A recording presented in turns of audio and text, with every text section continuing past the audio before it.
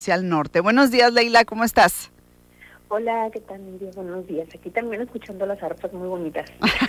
Todo lo que sea música nos encanta por acá en Sonora Noticias AM. Leila, nos vas a platicar el día de hoy sobre el impacto de los derechos humanos con el nuevo gobierno de Donald Trump.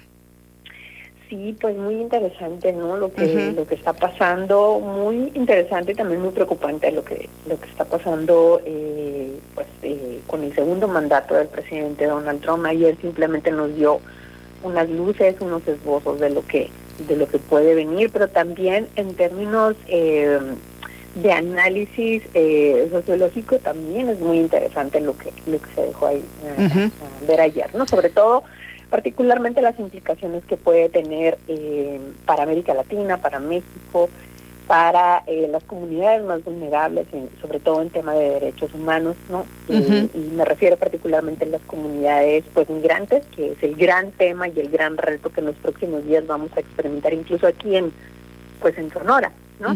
También hacia las mujeres y hacia la comunidad LGBT, ¿no? Que son como, digamos, los grandes estandartes del discurso woke o anti-woke, que es lo que está manejando Donald Trump, ¿no? Y como veíamos, pues ayer en la toma de posesión hizo, entre otros, anuncios como el Golfo de Estados Unidos y todas estas cosas que saca.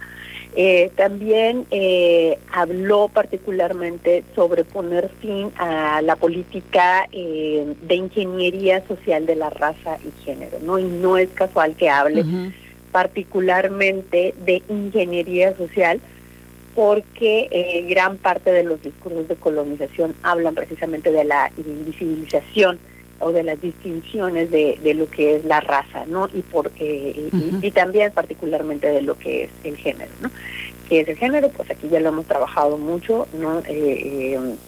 Digamos, son las asignaciones sociales que se le da a cada uno de los sexos, y esto sirve precisamente y va encauzado para hablar y poner una nueva ruta a lo que nos permite tener en el día a día nuestra vida privada, pero también nuestra vida pública, nuestra vida productiva, pero también nuestra vida reproductiva, ¿no?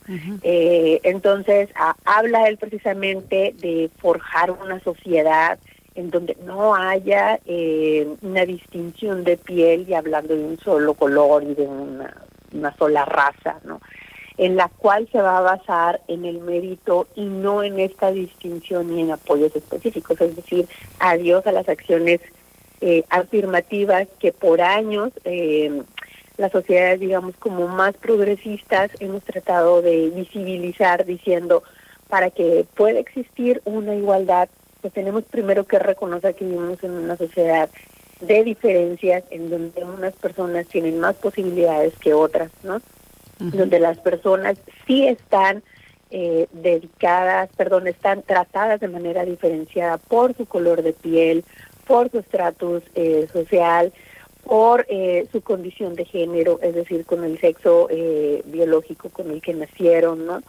Entonces, pues es un discurso muy importante, pero también muy interesante, ¿no?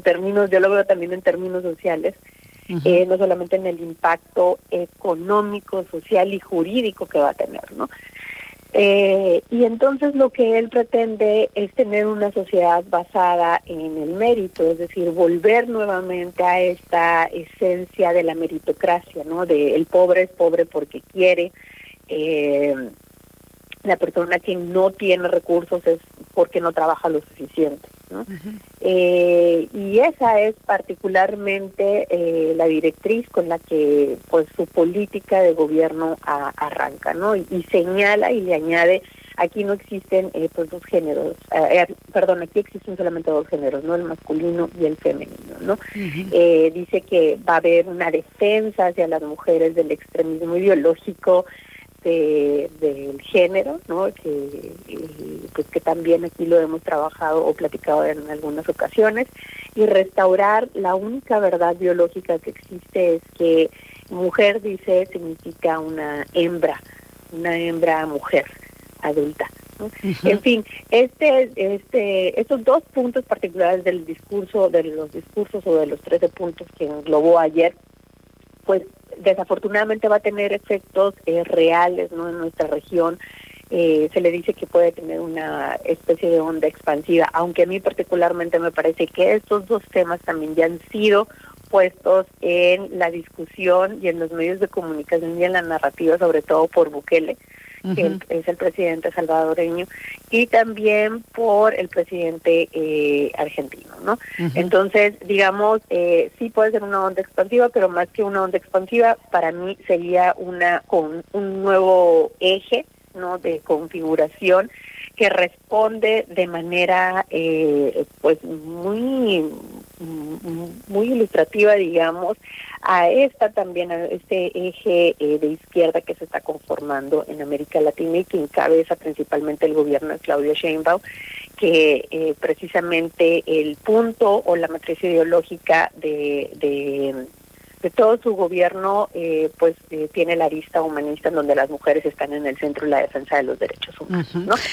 Sí. No, te iba a preguntar qué se puede hacer ante esto, qué puede hacer el mundo. Yo me imagino que con el paso del tiempo las organizaciones van a responder, habrá voces que pues justamente alcen, pues se eleven, ¿no?, ante situaciones, ante todo esto que se viene, ¿no?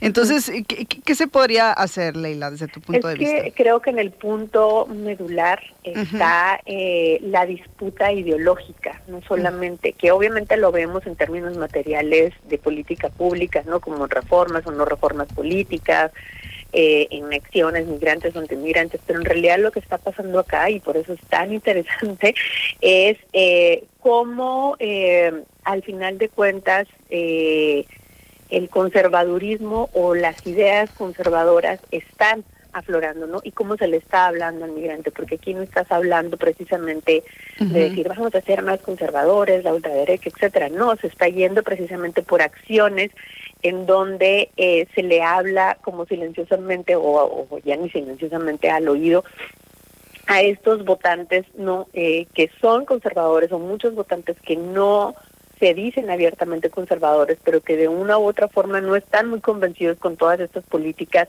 que se denominan progresistas, ¿no? Entonces, ¿qué podemos hacer? Pues hacer muchísimo trabajo, que creo que también ese es un riesgo que podemos correr en México, muchísimo trabajo de pedagogía, ¿no? De defensa a ultranza, sí, en los congresos, sobre todo si tenemos congresos en mayoría, pues hacer lo que tenemos que hacer, que es la avanzada, y no hacerle el trabajo sucio a los conservadores, que no necesariamente están enclausados en partidos de derecha, sino que ya están metidos en todos los partidos políticos, ¿no?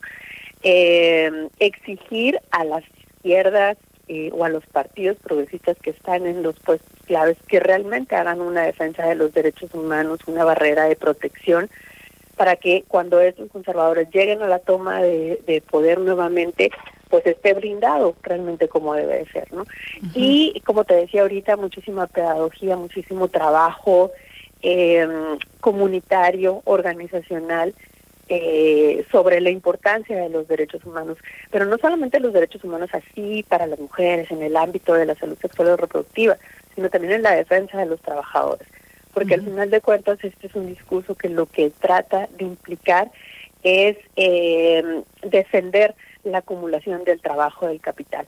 ¿Por qué quieren que las mujeres no podamos decidir sobre nuestro cuerpo, ¿no? ¿Por qué quieren que las mujeres no tengamos más derechos? ¿Por qué quieren que ciertas comunidades estén debilitadas, ¿no? Ese es el punto, digamos, medular, ¿no? Entonces, hacia allá tendríamos que dirigir las estrategias, y no estoy hablando solamente de los partidos políticos, sino también de las propias organizaciones sociales, de los medios de comunicación, que también juegan un papel muy importante, ¿no? Sin duda, mucha reflexión también, Leila, lo que pues tiene que ocurrir, ¿no? A partir de todo esto, ya lo hemos platicado, masculino y femenino son los únicos géneros que ahora reconoce la Casa Blanca, se cancelan programas. Lo reconoce en términos discursivos, ¿eh? Ajá, porque no ya ha mandado, exacto, sí. ¿no? Eso es a lo que me refiero, no ha mandado una reforma, no.